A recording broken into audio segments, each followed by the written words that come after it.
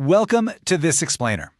Okay, I am absolutely thrilled to dive into today's topic with you because, frankly, this is one of the wildest geopolitical thrillers of the modern era. We're going to map out how a completely ordinary local dispute somehow snowballed into a massive international crisis involving travel bans, hostage situations, and the total disruption of the global stage. Let's dive right into this and look at exactly where our story begins. Right? It literally sounds like the plot of a spy movie. How in the world does a hotel maid's phone call almost destroy a sovereign country? Well, that is exactly the mystery we are unraveling today. We're going to track the absolute absurdity of the butterfly effect, how one single, highly localized event sent shockwaves across continents and nearly brought down the diplomatic walls of Europe. Section 1. A very unusual arrest. So picture this, it's July 2008, right on the beautiful, peaceful shores of Lake Geneva. We are at the President Wilson Hotel, which by the way is famous for having some of the absolute most luxurious and expensive suites on the planet. A maid working there makes a frantic, distressed phone call to the Swiss police. She reports that a woman just approached her in the hallway, begging for help, claiming that she and another servant had been brutally beaten inside a massive 10-room luxury suite. When the Swiss police arrive and take the two servants to the station, they find severe, documented injuries. These servants are completely terrified for their lives. So naturally, the police decide they have to make an arrest. But here's the catch. The suspects inside the luxury suite, Hannibal Gaddafi and his 8 months pregnant wife, Aline Skaf. Hannibal is the son of Muammar Gaddafi, the dictator who at that point had ruled Libya with an iron fist for nearly 40 years. Now, because Hannibal didn't actually have diplomatic immunity for a criminal assault charge, the Swiss police went in. But they were immediately met by this literal wall of Libyan bodyguards. An actual physical brawl broke out in the hallway of this five-star hotel between Geneva police and the bodyguards. Eventually, Hannibal and Aline were taken into custody, leaving Hannibal with a very public mugshot. Now what happens next is crucial. The court grants bail, but they set it at roughly $500,000.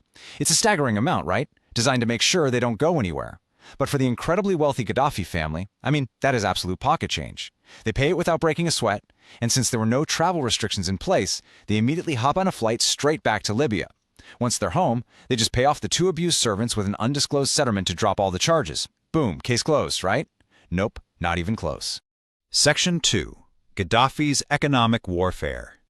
See, Muammar Gaddafi was absolutely furious that his son was treated like a common criminal. He even claimed they put a bag over Hannibal's head during the arrest. When Switzerland flat out refused to apologize or name the arresting officers, Gaddafi unleashed this scorched earth economic retaliation. Libya just completely cut off crude oil exports to Switzerland. At the time, Libya was supplying 30% of all Swiss oil imports. We're talking 2 million metric tons of oil a year. Just gone, overnight. The Swiss suddenly had to scramble to substitute a third of their national energy supply, all because of a hotel brawl. And he didn't stop there. Gaddafi personally withdrew $5 billion in assets from Swiss bank accounts. Just to put that massive number into perspective for a second, Libya's entire gross domestic product that year was around $60 billion. The man literally pulled nearly 10% of his country's GDP out of Swiss banks purely out of personal spite. It's wild. From there, he systematically started erasing the Swiss presence in Libya. He canceled all Swiss international airlines flights to Tripoli. He forced Swiss businesses to shut their doors. But the absolute craziest escalation happened on the international stage at the G8 summit and the UN. Gaddafi actually formally proposed that Switzerland should be entirely dissolved. He wanted to carve up their territory and just hand it over to France, Germany, and Italy. Obviously, the UN quickly dismissed this, since their charter strictly prohibits threatening the existence of other nations, but it really showed the extreme lengths Gaddafi was willing to go to. Section 3. The innocent hostages. Up until this point, you could say this was mostly abstract economic warfare. But then, things took a very dark, very human turn. Enter Max Goldie and Rashid Hamdani. These were two totally innocent Swiss citizens who just happened to be working for the company ABB in Libya. Out of nowhere, they get arrested on these completely fabricated charges of illegal residency and illegal economic activity. The authorities confiscated their passports and essentially trapped them on bail in Libya. Overnight, these two regular guys became pawns, hostages in a diplomatic feud with absolutely zero idea what was coming next. Section 4. Bizarre escapes and diplomacy. With normal diplomacy completely breaking down, Swiss authorities started getting desperate. And I mean really desperate. Swiss intelligence actually started drawing up rescue plans that looked like they were pulled straight out of a James Bond script. The most intense one? Okay, get this. The two hostages were supposed to establish a routine of visiting a Swedish telecommunications compound to use their swimming pool. Then, one night, they'd sneak down to the beach, hop onto some pre-stashed jet skis, and ride exactly 12 nautical miles out into the Mediterranean Sea to escape Libyan territorial waters. Waiting for them out there in boats? Swiss Special Forces. It is an incredibly fascinating plan, but it was ultimately scrapped. They just deemed it way too risky. So, back to diplomacy it was. After these men had been trapped for over a year, Swiss President Hans Rudolf Merz made a highly unpopular decision.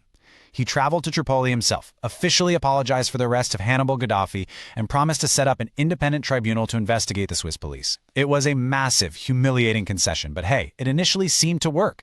The Libyan prime minister even promised the two hostages would be released within weeks. Section 5. The Final Standoff. Well, in the world of high-stakes diplomacy, peace is incredibly fragile. Literally just 3 days before these men are scheduled to finally fly home to safety, a Geneva newspaper leaks Hannibal Gaddafi's police mugshot. It was a brand new, very public humiliation.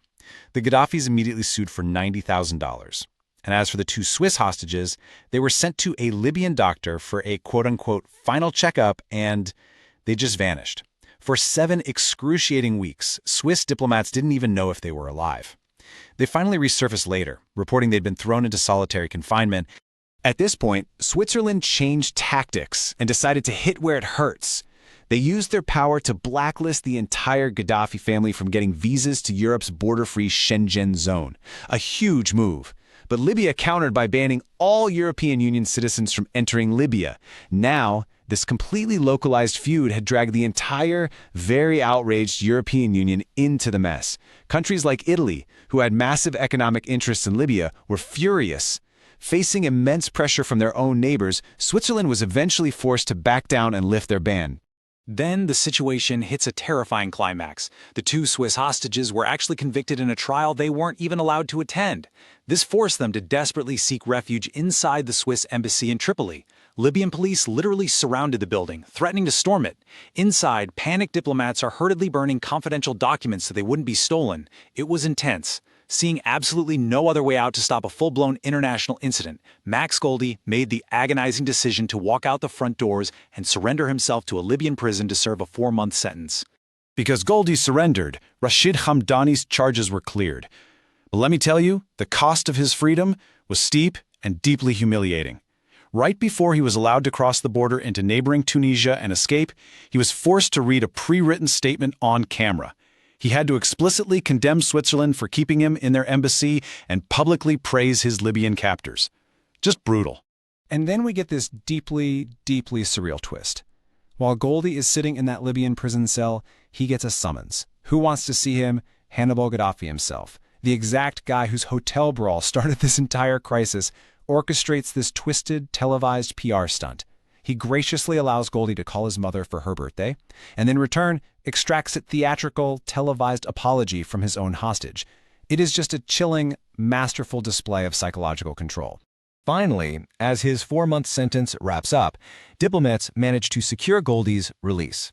If you trace the timeline, from the initial hotel arrest in July 2008 through those crazy UN proposals in 2009, all the way to his final release in June 2010, it was a grueling 2-year saga.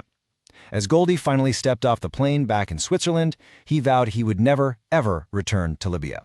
But you know what no one could have predicted? The ultimate aftermath of all this. Just 6 months after this geopolitical hostage crisis finally ended, the Arab Spring protests erupted in Libya. A civil war broke out, and Muammar Gaddafi's 42-year rule and his ability to hold entire nations hostage abruptly and violently came to an end. Which really leaves us with a final, provocative thought to wrap up our explainer today. Just how fragile is international diplomacy when a dictator can treat statecraft as a personal vendetta? It's honestly terrifying to reflect on the sheer speed at which global relations, vital oil supplies, and innocent lives can just completely break down, all over a single localized incident in a hotel hallway. Thank you so much for joining me to explore this incredible story. I hope it leaves you eager to learn more about the invisible and sometimes very fragile threads holding our world together.